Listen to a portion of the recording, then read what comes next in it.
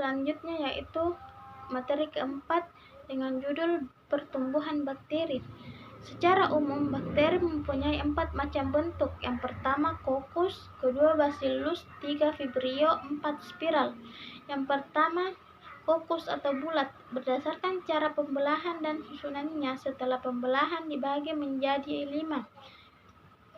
Yang pertama Diplococcus, kedua Streptococcus, ketiga Tetracoccus, keempat Sarcina, yang kelima Staphylococcus. Kemudian ada penjelasan dari Diplococcus, yaitu membelah diri ke satu arah dan setelah pembelahan tetap berkelompok dua-dua. Misalnya Diplococcus pneumonia, Neisseria gonorrhoea, Neisseria meningitis.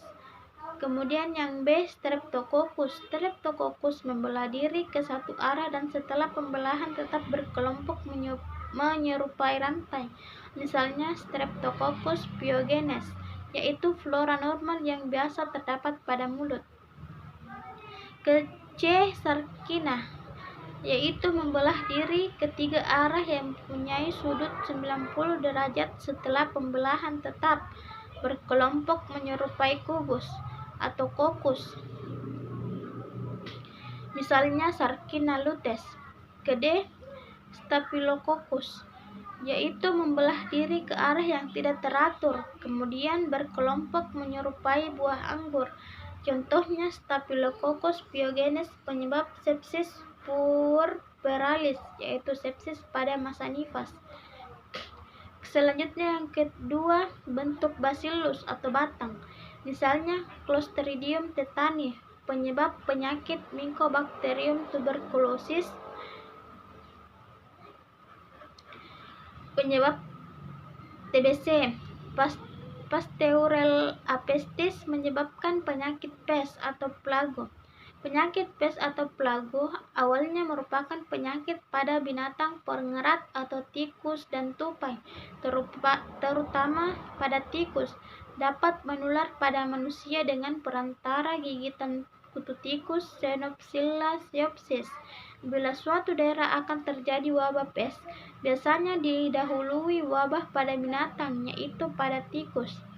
Penularan penyakit pes ke manusia, yaitu melalui tikus dengan kutu Xenopsilla sciopsis, kemudian berkumpul, lalu terjadi penularan dalam waktu yang bersamaan yang terjadi pada tikus sakit pes mencari tempat yang sunyi di sela-sela papan yang sulit ditemukan.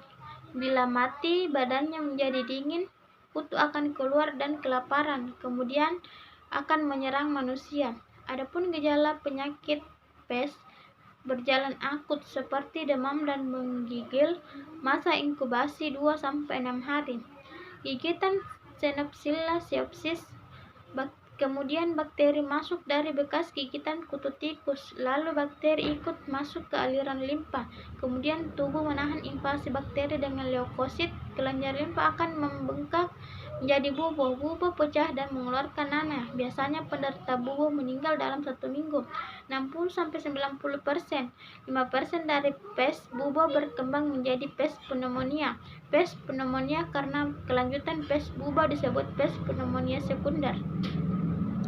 Penyakit pes pneumonia melalui droplet pada waktu penderita batuk atau bercakap-cakap dan melalui pernapasan sehingga menimbulkan penyakit pes pneumonia primer.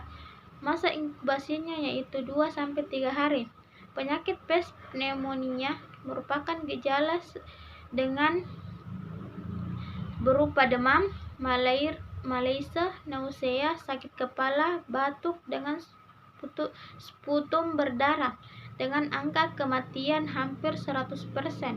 Selanjutnya bentuk yang ketiga yaitu vibrio yaitu bentuk koma atau batang yang bengkok. Misalnya vibrio cholera menyebabkan penyakit cholera asiatica. Vibrio eltor menyebabkan penyakit paraclorea.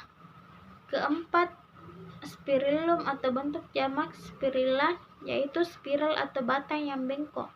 Misalnya, Treponema pallida menyebabkan sipilis. Treponema pertenum menyebabkan framboesia. Spirillum minus menyebabkan sudoku atau demam gigitan tikus. Framboesia yaitu lesi primer atau lesi asli yang menunjukkan penyakit. Biasanya berupa papula yang berulkus lesi, yaitu traumatik yang disebabkan hilangnya suatu fungsi bagian tubuh. Papula atau tonjola yang mempadat pada kulit. Ulkus, kerusakan total akibat terkelepasnya jaringan nekrotik radang. Framboesia dengan masa inkubasi 3-4 minggu. Penularan penyakit terjadi melalui kontak langsung atau dengan perantaraan lalat.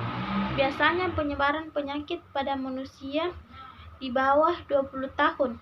Framboesia yaitu sampel untuk pemeriksaan lab diambil dari eksudat dari lesi di kulit eksudat, yaitu cairan berupa protein dan kotoran sel hasil peradangan yang diendapkan di jaringan.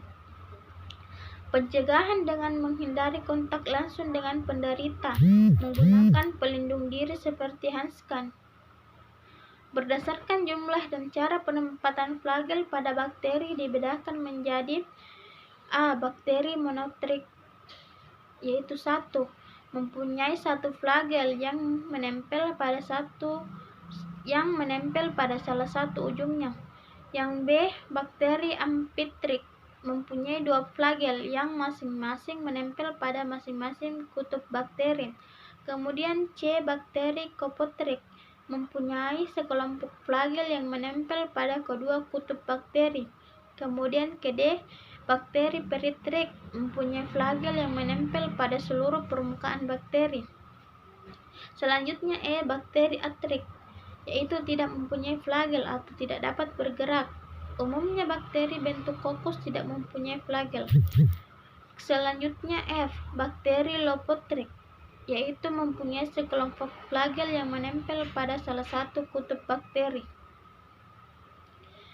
Demikianlah materi yang keempat. Kurang lebihnya mohon dimaafkan. Wassalamualaikum warahmatullahi wabarakatuh.